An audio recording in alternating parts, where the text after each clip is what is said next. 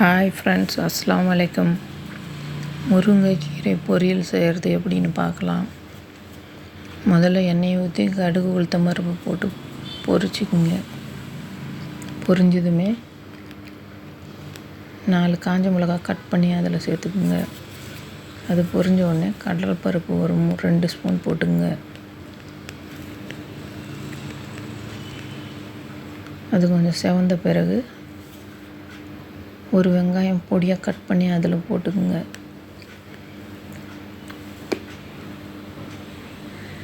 வெங்காயம் கொஞ்சம்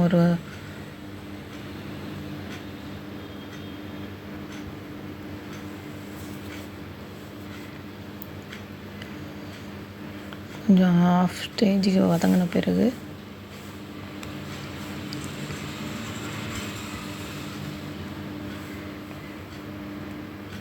அதுக்கு தேவையான அளவு உப்பு போட்டுக்குங்க.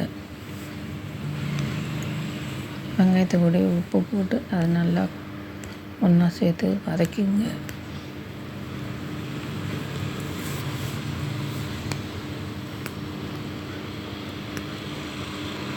அடுப்பு வச்சு சிம்மில் வச்சு கொஞ்சம் நேரம் வதக்கிங்க. முருங்கைக்கீரை உருவி நல்லா 2 டைம் அலசிட்டு வடிகட்டி எடுத்து வச்சுருக்கிறேன்.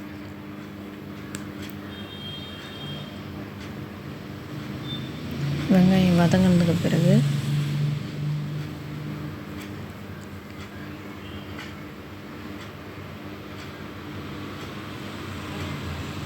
வெங்காயம் நல்லா வதங்கணும் அவசியம் இல்லை.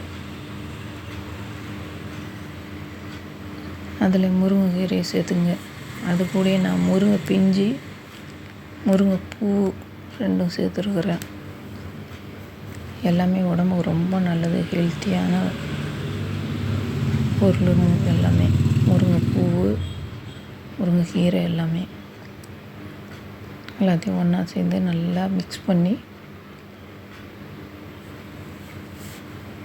ஒரு 10 நிமிஷம் மீடியம் ஃப்ளேமில் நல்லா வதக்கிக்கிங்க.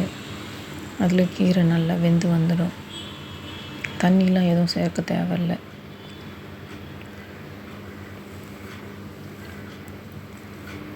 முருங்கைக்கீரை நல்லா வதங்கட்டும். அதுக்கு தேவையான தேங்காய் கொஞ்சம் எடுத்து மிக்சியில் நம்ம துருவி வச்சுக்கலாம்.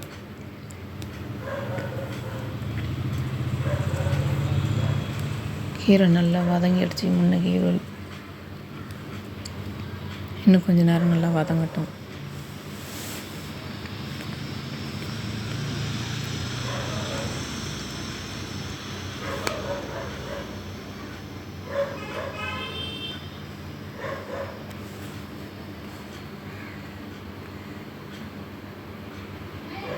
வதங்கி வரட்டும்.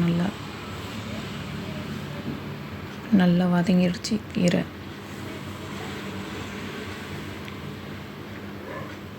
இந்த ஸ்டேஜுக்கு வந்த பிறகு துருவி வச்சுருக்கிற தேங்காய் அதில் போட்டு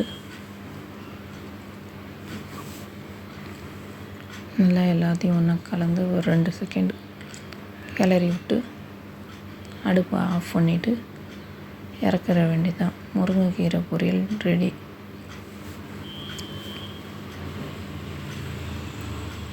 இப்போது பரிமாறலாம்.